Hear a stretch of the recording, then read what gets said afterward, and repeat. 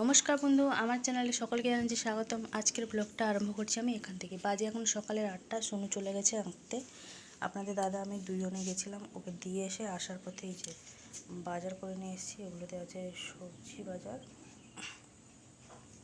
কালো চিকচিকিতে আছে হচ্ছে আদা নিয়েছি, আর ওটাতে হচ্ছে ওই ডাল নিলাম, শুকনো লঙ্কা এইসব নিয়েছি।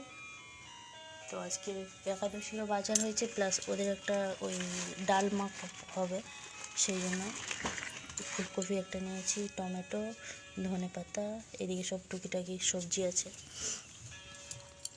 বাজার। কুমড়োটা একটুখানি বেশি নিয়েছি আমি, এখানে কুমড়োর পরিমাণটা 3 কেজি বলেছিলাম, যাই হোক 3 কেজি 100, সবজি থাকলে থেকে যাবে, যেহেতু এখন নিরামিষ খাওয়া দাওয়া চলছে। শসা নিয়েছি 500, আপনাদের দাদা বলছিল ফল কিছু নেবে নি, আমি না একাদশীতে বেশি খেতে নেই, যেহেতু একটা উপবাস থাকবো, সেখানে খাওয়া দাওয়ার কোনো সিস্টেমই নেই, যা খাবো 12টার পরে, 12টা পর্যন্ত নির্জলা, 12টার পরে ওই একটুখানি তরকারি করব। মা এখন চলে গেল, রেশন দেওয়া হচ্ছে, রেশনে চলে গেল, মানে এই সমস্ত কিছু আয়োজন আমাকে করতে হবে। একাদশীর তরকারি, ডালমা, ওদের হবে ডালমা হবে, আর পনির হবে। পনিরটা যাই হোক সকালবেলা দোকান খোলা ছিল না বলে ওই জন্য আনতে পারলাম না, বেলার দিকে যখন যাবে আপনাদের দাদা তখন নিয়ে আসবে। আদাটা এখানে নিয়েছি, যেহেতু এখন নিরামিষে আদা জিরেটা বেশি খরচা, সেই জন্য। কাঁচকলা নিয়েছি, বরবটি কড়াই, বেগুন, গাজর, টমেটো এগুলো নিয়ে এসেছি। আর এর মধ্যে 3 রকমের ডাল নিয়েছি, লঙ্কা নিয়েছি, শুকনো লঙ্কা, গোটা গরম মশলা, এগুলোই সব আছে। তো চলুন তাহলে প্রথমে কাটাকুটি থেকে আরম্ভ করব। কুমড়োটা আগে নিরামিষ বঁটিতেই কাটবো, যেহেতু আঁশ বঁটিতে কাটলে এখন আর একাদশীর জন্য আমি কাটাকুটি কিছু করতে পারবো না। চলুন তাহলে প্রথমে, ওদিকে মা ভাতটা বসিয়ে দিয়ে গেছিলো, দেখি ভাতটা কতদূর কী হয়েছে। এই যে কাকা এখানে সকালবেলায় গাছ থেকে একটা পেঁপে তুলে দিয়ে গেছিলো, পেঁপেটা কিছুটা ডালমাতে দেবো, কিছুটা তরকারিতে দেবো, সেই জন্য। আর যে নতুন মেলা থেকে চুবড়িগুলো এনেছিলাম, ওই জন্য রেখে দিয়েছিলাম ওই একাদশীর জন্য। তারপরে কিছু বার ফার হলে বড্ড অসুবিধা হয়, সেই চুবড়িগুলোকে মেজে ধুয়ে আবার ব্যবহার করতে হয়, সেই জন্য এগুলো আলাদা করে রেখেছিলাম। বের করে নিয়ে চলে এসেছি, নিরামিষ বঁটি নিয়ে চলে এসেছি। আগে একাদশীর তরকারির জন্য কেটে নেবো, তারপরে ডালমার জন্য কাটবো। এদিকে সব সবজিগুলো আমি কাটছি। প্রথমে এই তরকারির জন্য আগে নিরামিষ বঁটিতে কেটে নিয়েছি, ওটা তরকারি করবো। আর সাবু ভাজার জন্য এই যে এখানে বঁটি চুবড়ি সব আলাদা করে রেখে দিয়েছি ধুয়ে। এদিকে এই যে ডালমার জন্য কাটছি। অবস্থা ঘরের কখন যে কী করবো, 9টা বাজতে যায়, হবে একটুখানি আজকে দেরি হবে সব কিছু হতে আর কি। চলুন তাহলে এদিকে কেটে কুটে সব ধুয়ে ধায় পরিষ্কার করে নিয়ে ডালনাটা বসিয়ে দিই। দিয়েছি মুড়ি ঘুগনি, একটুখানি পেঁয়াজ কুচি আর লঙ্কা কুচি করে দিলাম, ও বসে বসে খাচ্ছে। দিকটা আমি গুছিয়ে নেবো, আর ওদিকটা আমি ডালনাটা বসিয়ে দিয়েছি। মা চলে এসছে, মা একটু আগেই গেলো। মা এসে ওইখানটায় দাঁড়িয়ে আছে, ঠাকুরতলাতে দাঁড়িয়ে দাঁড়িয়ে কার সাথে কথা বলছে। আমি ওদিকে যে 3 রকম ডালকে প্রথমে একটুখানি তেলের মধ্যে ভেজে নিলাম, ভেজে নিয়ে তারপরে ওই দিকটা বসিয়েছি। আর এদিকটা এই যে ডালমার জন্য যে সবজিগুলো আমি কেটেছিলাম, সেগুলো একটুখানি আমি সাঁতলে নিচ্ছি লবণ আর হলুদ দিয়ে। একটুখানি সাঁতলানো হয়ে গেলে তারপরে আমি ওই ডালেটার মধ্যে অ্যাড করবো, তারপরে পনির নিয়ে এলে রান্না হবে। এদিকে এই যে এগুলো ভেজে নিয়েছি শুকনো খোলাতে, ড্রাই রোস্ট করবো বলে। এবার এটা আমি গুঁড়ো করবো, গরম মশলা, গোটা জিরে, শুকনো লঙ্কা গ্রাইন্ডার আগে করে নেবো, তারপরে ডালমার জন্য মশলা করবো। কালকে যে পনির রান্না করেছিলাম ওটা, যেহেতু আপনাদের দাদা কাল আসেনি, তো এই সকালবেলা এসে পৌঁছালো 6:30টার সময়।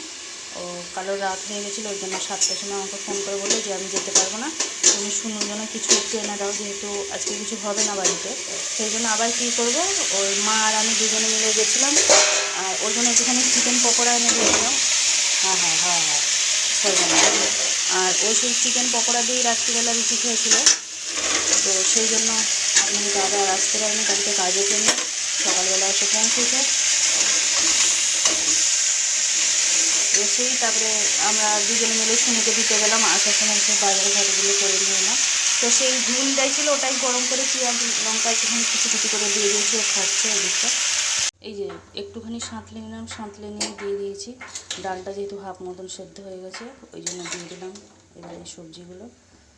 এবার এটাকে এইভাবে হাই ফ্লেমে থাকবে, ঢাকা দিয়ে দেবো। ওদিকটা আমি একটুখানি পরিষ্কার করে নিয়ে আসবো, যেহেতু সব সবজিগুলো কেটেছি ওই মামিমাদের গরুর জন্য ফেন হয়ে যায় বালতি দিয়ে গেছে, বালতির মধ্যে সব কিছু গুছিয়ে গেছে। মাঝখানে ঘরটা একটু মুছে নেবো, ততক্ষণ এই দিকটা সেদ্ধ হয়ে যাক। এটা গুঁড়ো করে নিয়েছি, কৌটোর ভিতরে ভরে রেখে দিয়েছি। জিরে, গরম মশলা আর শুকনো লঙ্কা এদিকে একটুখানি পেস্ট করে নিয়েছি। জিরে, আদা আর শুকনো লঙ্কা ওই নিরামিষ তরকারিটার জন্য। তারপরে এই যে আদা রসুনটা পেস্ট করে রেখেছি এই দিকটা। এবার এইটা তো হয়ে গেছে আমার এদিকে, এবার এটাকে আমি সাঁতলে নেব। এদিকে ডালমাটা কমপ্লিট হয়ে গেছে, উপর থেকে একটুখানি দিয়ে দিয়েছি ধনেপাতা কুচি, তার সাথে যে গুঁড়ো মশলাটা আমি করে রেখেছিলাম সেটা দিয়ে দিয়েছি। বেজে গেছে এখন সকালের 10টা 10। আপনাদের দাদা কই এখনও আসেনি, ও এলে পনিরটা রান্না হবে। সেই জন্য ভাবছি ডালমাটাকে নিচে নামিয়ে গ্যাসটা মুছে মাছে ভালোভাবে ধুয়ে এখানটা মুছে পরিষ্কার করে আমি ওই একাদশীর তরকারিগুলো সব রান্না করে নেবো, তরকারি আর সাবু ভাজাটা। তাহলে একাদশী রান্নাগুলো হয়ে গেলে তারপরে আমি পনিরটা করতে আমার কোনো অসুবিধা হবে না, কেন পনির জন্য বসে থাকলে এখন অনেকটাই দেরি হয়ে যাবে, ওদিকে রান্না বান্নাগুলো আমার দেরি হবে। এসছে আপনাদের দাদা নিয়ে চলে এসছে ওকে, আর এই যে পনির নিয়ে এসছে, আর এখানে আছে গ্রিন মটর 1 কেজি আছে এখানে ছাড়ানো। আজকে মটর পনির হবে, আর ওর মধ্যেই পনির আছে। সোনুর ফেভারিট ডিশ, তাই তো শোনো? পনিরটা নিয়ে এসছে আপনাদের দাদা, এখানে 400 গ্রাম আছে পনির। প্রথমে যে কেটে নিচ্ছে, ওরা 3 জনেই খাবে আজকে, মানে বাবা, আপনাদের দাদা আর সোনু। কাকা মা আমি আমাদের 3 জনের তো একাদশী।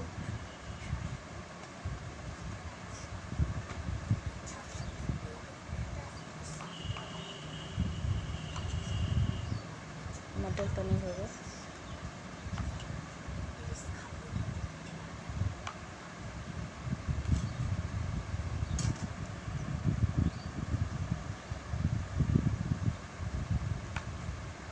আমাদের দাদা পনিরটা কেটে নিয়েছে আর মটরটা বের করে রেখেছে, আর কিছুটা নিয়েছে, বাকি মটরগুলো রেখে দিয়েছে ডিপ ফ্রিজের মধ্যে মুখে কাড়ার এঁটে।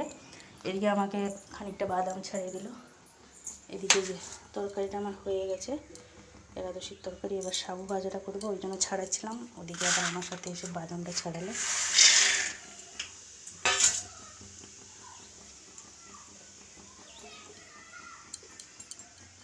এদিকটা আবার মুছে মাছে আবার ধুয়ে ধায়ে গ্যাসটা নতুন করে আবার বসালাম। সেই জন্য আমি ভাবলাম আগে এইটা করে নিই, তারপরে ওই মটর পনিরটা হবে আর কি।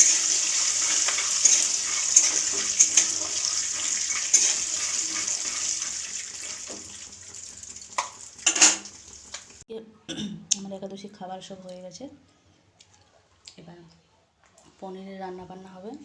11টা 20 মতন বাজে। কী করবো বলুন, সব কিছু একার হাতেই করছি। মাকে ওদিকে কাপড় চোপড়গুলো সব বের করে দিয়েছিলাম, মাগুলো কেচে কুচে সব ছাদে দিয়ে এসছে শুকনো। যা ওয়েদার মনে তো হচ্ছে না কিছু শুকনো হবে। এবার এগুলো আমি নিয়ে যাব ঠাকুরের কাজটা গিয়ে রাখবো, রান্না করে যেহেতু রাখবো না, রান্না বান্না যেহেতু হবে, পেঁয়াজ রসুন সব কোথায় ছোঁয়াছুঁই ঠেকাঠেকি হয়ে যাবে, সর্বনাশ হবে সব। ওই জন্য এগুলো নিয়ে চলে যাব, ঠাকুরের কাজটা গিয়ে রেখে দেবো। এবার আমি এখন পনিরের সরঞ্জামগুলো করব। রান্না করবো পনির। আমাদের দাদা একটুখানি ঘুমিয়ে পড়েছে, পরশু দিন থেকে মানে ওর ঘুমানোটা ঠিক হচ্ছে না। পরশু দিনের রাত প্রায় 12টা 12টা কি 12টার বেশি হয়ে গেছিলো, 12:30 1 নাগাদ করে ঘুমিয়েছে, ফ্যাক্টরিতে কাজ ছিল বলে। আর কালকেও এবার রাত হয়ে গেছে, এবার খাটাখাটনি, তার সাথে আবার ভোরবেলা উঠে এসছে। পনিরটাকে প্রথমে আমি একটুখানি ভেজে নেবো, ভেজে নিয়ে গরম জলে লবণ দিয়ে খানিকটা মতন ভিজিয়ে রাখবো। এই যে এভাবে ডবল ডবল রান্না করা না সত্যি খুব বিরক্তকর ব্যাপার। বিশেষ করে কিছু একটা বারব্রততে দেখবেন একাদশী করলে কিন্তু কিছু করার নেই, যেহেতু আমরা সংসার ধর্মে ধর্মিত, আমরা সংসার ধর্মে যেহেতু আছি, তো আমাদেরকে সব কিছু গুছিয়ে গাছিয়ে চলতে হবে, কিছু করার নেই। সংসার ধর্ম থেকে বড় ধর্ম কিছুই নয়। চলুন তাহলে পনিরটা ভেজে নিই। প্রথমে মটর পনির রেসিপিটার জন্য প্রথমে পনিরটা একটুখানি ভেজে নিয়েছি, ভেজে গরম জলে একটুখানি লবণ দিয়ে ভিজিয়ে রেখেছি। আর এখানে আমি দিয়েছি জলের মধ্যে সেদ্ধ করে নিয়েছি 3টে টমেটো, একটু দিয়েছি কাশ্মীরি লঙ্কা গুঁড়ো, আর এভাবেই হাতে দিয়ে দেবো আমি চাল মগজ। এবার এগুলো আমি ভালোভাবে একটুখানি সেদ্ধ করে নেব। আর টমেটো আর চাল মগজটা সেদ্ধ হয়ে গেছে, আমি এবার একটা ছাঁকনির সাহায্যে ছেঁকে নেবো। এই গরম জলটা কিন্তু আমি রাখবো, তরকারিটা একটুখানি দেবো। এদিকে মটরটাকে এদিকটা বসিয়ে দিয়েছি একটা ছোট্ট একটা বেলাতে। একটুখানি মটরটাকে একটুখানি ভাপিয়ে নেবো গরম জলে, সেই জন্য সামান্য একটুখানি লবণ দিয়েছি। আমি যেহেতু সব কিছুতে লবণ দিয়েছি সেই জন্য তরকারি আপনারাও যদি এভাবে যদি রান্না করেন, তরকারিটা রান্না করার সময় সবসময় লবণটা চেখে তারপরে দেবেন, নাহলে একদম নুনতে পুরো তেতো হয়ে যাবে সব, যেহেতু সবটাতে আগে থেকে একটু একটু লবণ দেওয়া আছে। তো চলুন তাহলে এটা ছেঁকে নিয়ে গরম জলটা রেখে নেবো। এদিকে আপনাদের দাদা পেঁয়াজটাকে কুচি কুচি করে এসছে। এবার পেঁয়াজটাকে ছেড়ে আমরা এখানে পেরেস্তা করে নেবো। ওইদিকে মটরটা ওভাবেই থাকবে গরম জলের মধ্যে কিছু সময়। আর এদিকে আমি এই যে টমেটো ছোবাগুলো ছাড়িয়ে নিয়ে চলে এসেছি। ঠান্ডা হলে তারপরে আমি মিক্সিং জারে পেস্ট করবো। এদিকে গরম জলটা কিন্তু রেখেছি তরকারির সময় লাগবে বলে কাজে। আজকে আমরা পনিরটা এখানে সাদা তেলে রান্না করছি, আপনারা চাইলে সর্ষে তেলও ব্যবহার করতে পারেন। তেলটা গরম হয়ে গেছে, দিয়ে দিচ্ছি গোটা জিরে। আর আপনাদের দাদা এদিকে আজকে আমাদের শেফ হচ্ছে আপনাদের দাদা, সব রকম রান্না জানেন উনি। এদিকে পেঁয়াজটাকে যে বেরেস্তা করে নিয়েছে, গোটা জিরে দিয়ে দেওয়ার পরে তেলের মধ্যে দিয়ে দিয়েছি যে টমেটো চারমগজের যে পেস্টটা আমি তৈরি করেছিলাম ঠান্ডা হয়ে যাওয়ার পরে, ওই পেস্টটাই দিয়ে দেওয়া হলো এখানে। তারপর সামান্য একটু ওই গরম জলটা দিয়ে দিলাম মিক্সি জারে। এবার সামান্য একটু জল দিয়ে যে সমস্ত কিছু লেগে আছে সেটাকে আমরা ভালোভাবে ধুয়ে পরিষ্কার করে নেব। এদিকে যে পনিরটা যে আমি গরম জলে লবণ দিয়ে ভিজিয়ে রেখেছিলাম তাকে ভালোভাবে ধুয়ে পরিষ্কার করে নিয়ে চলে এসেছি। এবার গ্যাসের ফ্লেমটা হাই করে দেবো।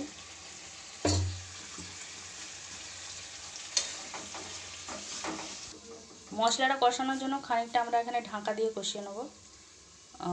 মিডিয়াম আর লো ফ্লেমের মাঝামাঝি রাখবো। মশলাটা আমরা মানে এভাবে কেন ঢাকা দিয়ে কষিয়ে নিচ্ছি, আমি একটা ট্রিক্স বলে দিচ্ছি এখানে। ট্রিক্সটা হচ্ছে এটাই যে মশলার গন্ধটা বেরিয়ে যাবে। এই চালমগজ টমেটো এগুলো যেসব দেওয়া হয়েছে তার স্মেলটা মানে উড়ে যাবে। এই স্মেলটা চলে যাওয়ার পরে আমরা এর মধ্যে অ্যাড করব আদা রসুনের পেস্ট। সেই জন্য আমরা এখানে 10 মিনিট ভালোভাবে কষিয়ে নিচ্ছি। এই যে 10 মিনিট মতন হয়ে গেছে ভালোভাবে কষানো, মশলা থেকে তেলটাও ছেড়ে দিয়েছে। এর মধ্যে দিয়ে দেওয়া হয়েছে 1 চামচ আদা রসুনের পেস্ট। আর এখানে দেখুন আমি কিছুটা গুঁড়ো মশলা নিয়েছি 1 চামচ করে। এটা হচ্ছে কাশ্মীরি লঙ্কা গুঁড়ো, পরিমাণটা একটুখানি বেশি আছে কালারিংয়ের জন্য। আর এটা এমনি লঙ্কা গুঁড়ো নিয়েছি 1 চামচ, ধনে গুঁড়ো 1 চামচ, জিরে গুঁড়ো 1 চামচ, হলুদের পরিমাণটা এখানে একটু অল্প নিয়েছি, গরম মশলা। এবার সমস্ত কিছু গুঁড়ো মশলা এর মধ্যে অ্যাড করে দিলাম। আদা রসুন পেস্ট দেওয়ার সঙ্গে সঙ্গে অ্যাড করে দিলাম। এবার এগুলোকে ভালোভাবে কষিয়ে নেব। ভালোভাবে কষিয়ে নেওয়ার পরে যে গরম জলটা রেখেছিলাম, সেই টমেটো আর চালমগজের সেদ্ধ যে গরম জলটা, সেই গরম জলটা সবার শেষে একটুখানি অ্যাড করে দিলাম, যেহেতু আদা রসুনের পেস্ট দেওয়া আছে সেই জন্য। সব কিছু মশলা পেস্ট করে দেওয়ার পর আরেকবারও থালাটা এখানে চাপা দিয়ে দিয়েছি। এই যে এইবারে আমরা গ্রিন মটরগুলো এর মধ্যে অ্যাড করবো, যেহেতু মশলাটা এখানে ভালোভাবে কষানো হয়ে যাবে। এই দেখুন মশলা থেকে তেলটাও ছেড়ে দিয়েছে। যখনই আপনারা এইভাবে ফ্রোজেন গ্রিন মটরগুলো এনে রান্না করবেন, হয়তো আমরা সিজনে এসব পাওয়া যায় কিন্তু হয়তো আউট সিজনে তো এসব আমরা পাই না, তখনই গরম জলে কিছুক্ষণ যে আপনারা ভিজে রাখবেন, সঙ্গে সঙ্গে তুলে নেবেন না। যখনই রান্না করবেন তখনই গরম জল থেকে তুলবেন, নাহলে মটরগুলো চুপসে যাবে, ভালো লাগবে না। এই যে দেখুন জলের মধ্যে ছিল বলে গরম জলের মধ্যে কি সুন্দর সেরকম একদম তাজা মটর। মটরটা দিয়ে খানিকক্ষণ কষে নেওয়ার পরে এর মধ্যে দিয়ে দিচ্ছি এই যে ভেজে ধুয়ে রাখা পনিরগুলো। এবার সমস্ত কিছুকে একবার ভালোভাবে আরও একবার কষিয়ে নেব। এই যে এখানে মটর পনির সব কিছু দিয়ে ভালোভাবে একসাথে কষিয়ে নিয়েছি। এবার আমি দিয়ে দেবো ভেজে রাখা এই যে বেরেস্তাটা দিয়ে দিয়েছি। এবার ভালোভাবে আরেকবার কষিয়ে নেব। বেরেস্তাটা দিয়ে দেওয়ার পরে ভালোভাবে কষিয়ে নেবে, আবারও ঢাকা দিয়ে দিলাম। আমি এখানে লো ফ্লেমে 10 মিনিট মতন রাখবো। এই যে এখানে ভালোভাবে কষানো হয়ে গেছে। এবার সবার শেষে এই যে দিয়ে দিচ্ছি কসুরি মেথি। আর ওদিকে জলটা গরম করে নিয়েছি, কসুরি মেথি দিয়ে আরেকবার ভালোভাবে নাড়াচাড়া করে নেব। কসুরি মেথিটা দেওয়ার পরে ভালোভাবে নাড়াচাড়া করে নিয়েছি আমরা। এর মধ্যে দিয়ে দিচ্ছি আমরা গরম জল। সবসময় খেয়াল রাখবেন গরম জলটা অ্যাড করবেন, তাহলে তরকারিটা টেস্টটা ভালো আসবে। পরিমাণ মতন এবারে জল দিয়ে দেবো। আপনারা যেভাবেই ঝোল খেতে পছন্দ করেন সেভাবেই দেবেন। আর আমরা অনেকে সবাই জানি পনিরে বেশি ঝোল হয় না, একদম গ্রেভি মতনই হয়। পরিমাণ মতন জল দিয়ে দিয়েছি। এবার এটাকে আমরা 5 মিনিট ভালোভাবে ফুটতে দেবো। 5 মিনিট হয়ে গেছে, এখানে তরকারি আমাদের রেডি। তো কেমন লাগলো অবশ্যই আমাকে কমেন্টস করে জানাবেন। এখন পুরো 12টা কি 1:45 বাজে। এই যে মা আর আমি এই এখন খাবো। এখানে নিয়ে নিয়েছি, এগুলো হচ্ছে একাদশীর আমাদের খাবার, সাবু ভাজা, তরকারি, আর আপনাদের দাদা এই যে ফল এনে দিয়েছে, বারণ করলাম তাও শুনলো না, দিয়ে ওই জন্য 2টো কলা নিয়েছি আর শসা কেটে নিয়েছি। মা আগে সাবু ভাজা খেত না, এখন মা সাবু ভাজা ভালোবাসে, সবসময় আমাকে বলে সাবু ভাজা কর, সাবু ভাজা কর। আমাদের শুনুও ভালোবাসে, শুনু ভালোবাসে মানে ওষুধ বাদাম ভেজে খুঁজে খুঁজে খাবে। চলুন টানে খাবারটা এবারে খেয়ে নিই। দুটো আলু